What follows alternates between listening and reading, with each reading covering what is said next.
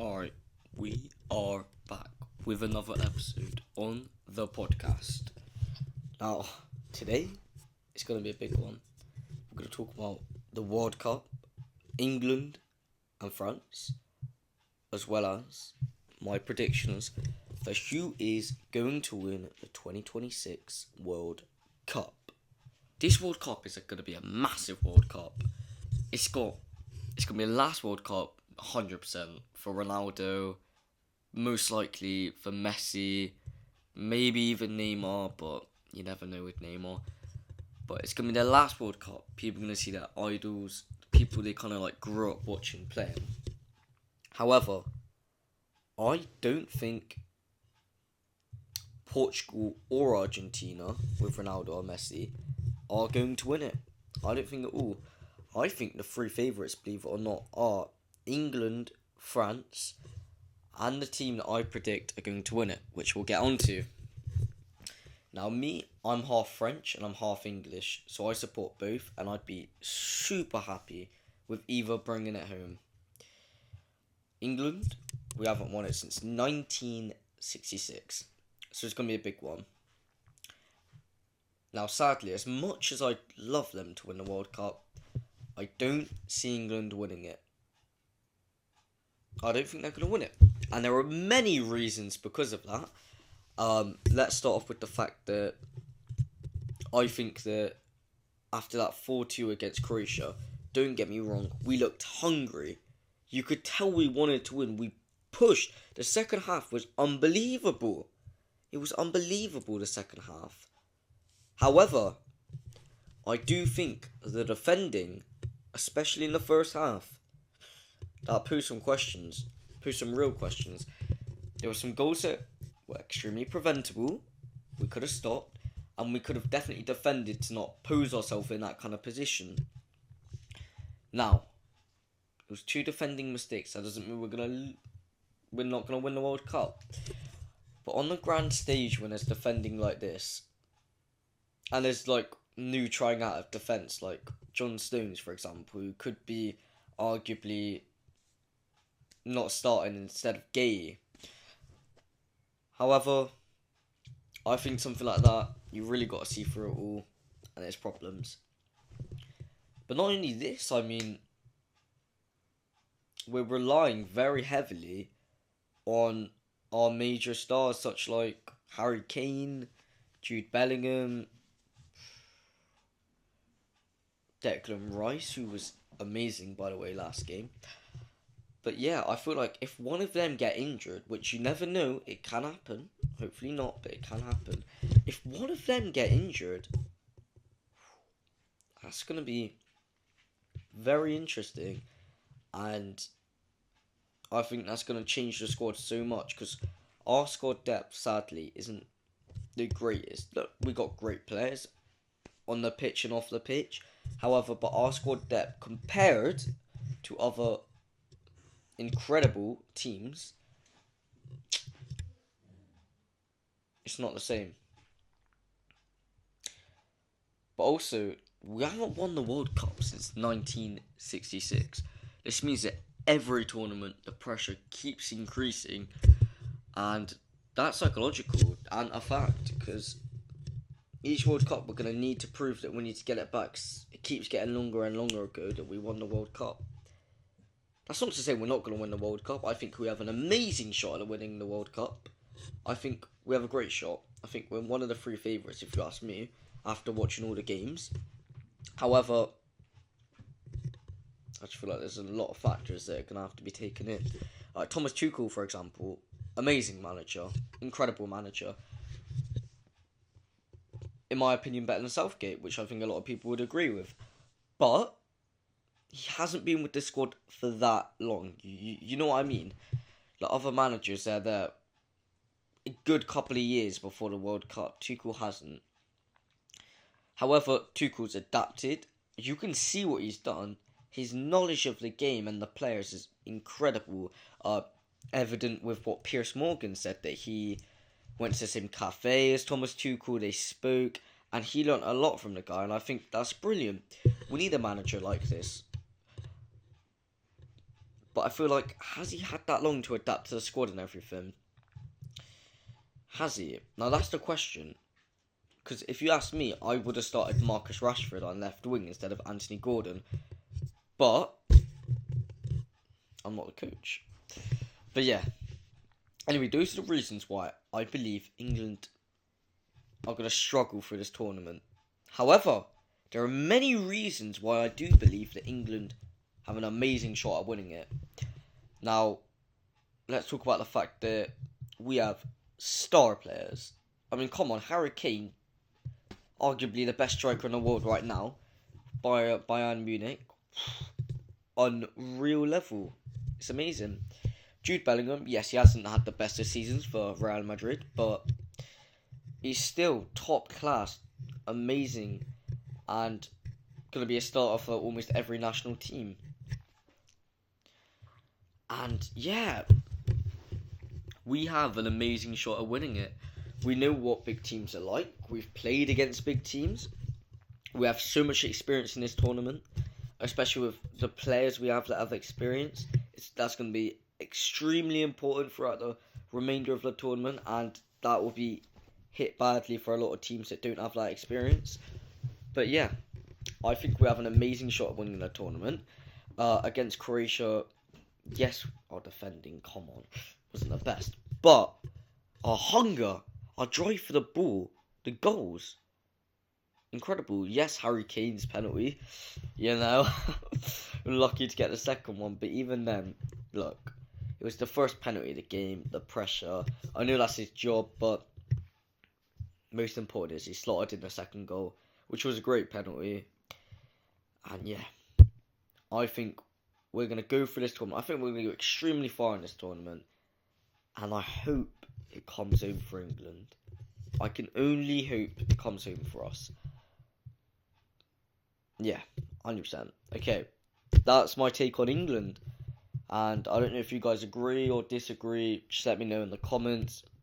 Be more than happy to talk a bit more about it. Now, France. Oof. That's a big team with big expectations. I don't think they're going to win the World Cup. A lot of you are either going to understand what I'm about to say and think, yeah, I completely agree. But I think a majority of you are going to think, what's he on about? They've got the best team. Big players doesn't mean big team. That's not how it works. And we can see that evident with Real Madrid right now. We have massive players. We got Mbappe, Vinny, Rodrigo, Jude Bellingham. We've got loads of players. So much I can't even list. It's a team of superstars. 2 seasons in a row without any trophy. That proves just because you can buy big players doesn't mean the chemistry is going to work out. And France, don't get me wrong, we've seen the chemistry work out last game, so it's not necessarily the chemistry that's the problem. But I do believe as we advance through the tournament, there is going to be an ego problem. I do believe that. Yeah, there's going to be an ego problem. Now, don't get me wrong, we have amazing tacklers, world-class tacklers. Desiree Doué, Kylian Mbappe, Ousmane Dembele. Well, we got loads. It's amazing. Any other team would be very happy to have them, but the expectations as well. That's another reason. The expectations are unreal. The pressure for them is going to be, because to them it's like if they don't win the World Cup with the squad they have, so the pressure is going to adapt, and that's going to be a killer, especially as they play big teams in the tournament. Because, well, we've only played Senegal so far, and well, it was a good game, Senegal. It was really questionable. And we learned a lot from that game. Dembele, do not start at the 10. He was, look, I like him, Dembele. I think he's a world-class player, one of the best in the world. But he was not good at the 10. Not at all. It was very bad, very, very poor. But the first half, it was poor from everyone. I think Adrian Rabiot was clutch in the first half with defending, as well as Teo Hernandez. But I think our centre-back, Saliba, didn't play well. Mike Maignan in goal. I think the whole first half, everyone was really bad. And it looked like if a team's going to score, it would be Senegal. It did not look like the team that might score would be France. Not at all. My dad looked at me at half-time and goes, if we play like this, we're not going to win anything. And I completely agree. It was an atrocious first half. But then, the second half, they come on. I don't know what Didier Deschamps told them in the changing rooms. Bloody hell, they came on and they were a different side. Now, one thing I did say that they should do was put, even though Elise is incredible on the right wing. Don't get me wrong, he's amazing at right wing, but he's also amazing at the 10. And it's either we have an amazing right winger and a terrible player at the 10, or we have a great player at the 10 and an amazing player on the right. Obviously, switch Dembele and Dembele and Olise, sorry. And we did that. And it changed the game. Not only that wasn't obviously the only reason it changed the game. Obviously, a lot of things must have been said to kick their asses in gear. But it was a much better second half. And that second half does make you think that they are going to be a scary side in the World Cup. I mean, obviously, everyone knows they're going to be a scary side. Come on, let's be real. But compared to the first half, yeah. I still don't think they're going to win the World Cup purely because of the expectations, the big names, and the adapting ego problem I do predict will come. However, there are many reasons why they could win the World Cup.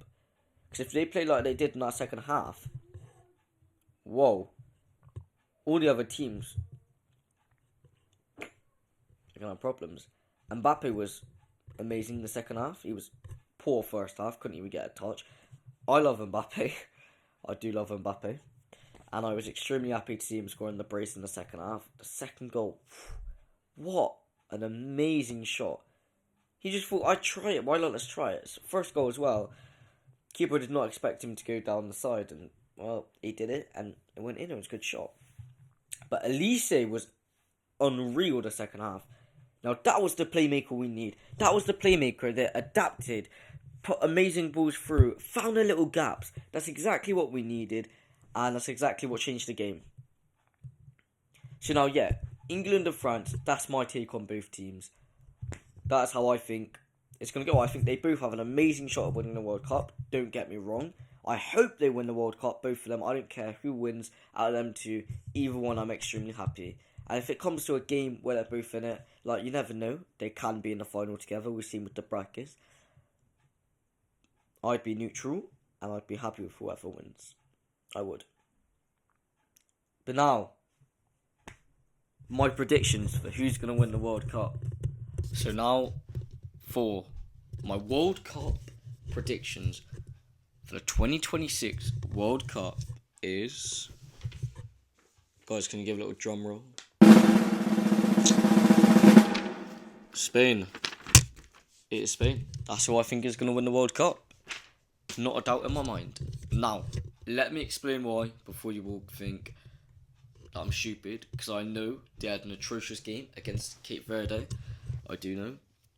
Now, don't get me wrong, they are the favourites to win the World Cup. Everyone knows this. But still, that game against Cape Verde, that was a massive disappointment. I'm sure all the players were very shocked themselves.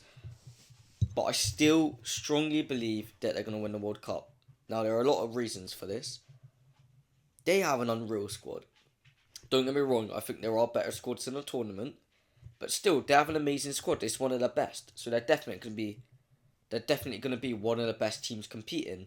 Their depth's amazing.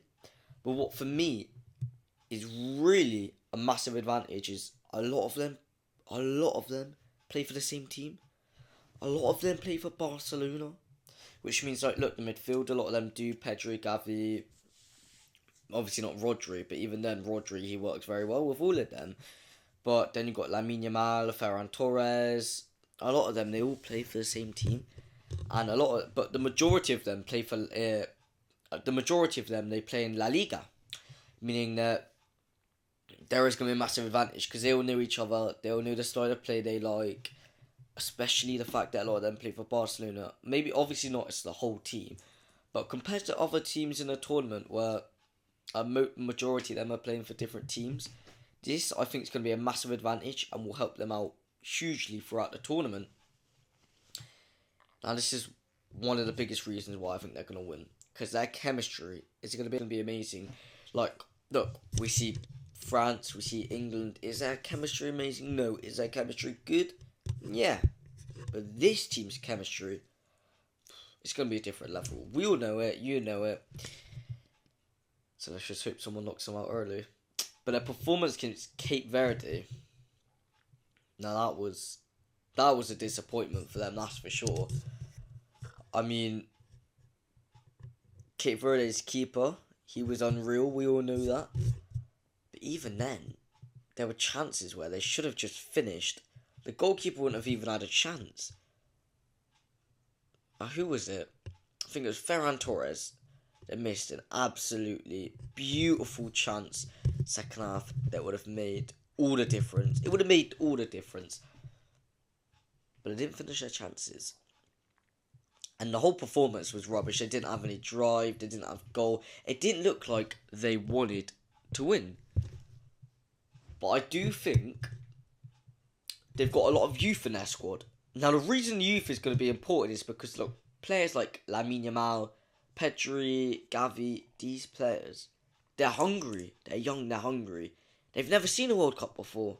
So they're going to go and they're going to snatch it as hard as they can.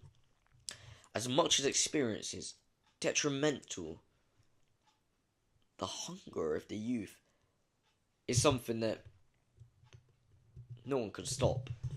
No one can stop. We've seen this in the 2018 World Cup. Do we remember Mbappe?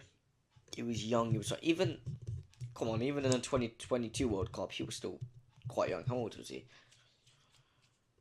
I think he was 22 then, right? Because they did it earlier. Yeah, he was 22. See how he performed.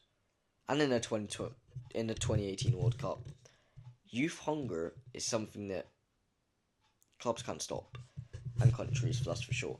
But I still do think, I don't know if they're gonna win. Then obviously anything can happen. This is a game of football we're talking about. Anything can happen. But I do strongly believe they have the best chance. But hopefully, England or France knocks them out, and the World Cup will go home to England, 3 lines on the shirt, or come home to France. We never know.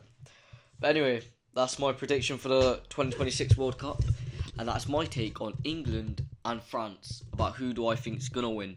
So I hope you all enjoyed. If you did enjoy, please hit that subscribe button, drop a like. And yeah, stay tuned because there's going to be more videos coming out next episode. Even I don't know what it's going to be like because it's all going to depend on how England or France perform in the next crucial stages. Anyway, I thank everyone for being here right now and watching the video. Definitely drop some comments. Tell me what you think about what I've said. If you disagree, if you agree, let me know in the comments. Let me know if you think anything else that I should talk about as well. It'll be perfect.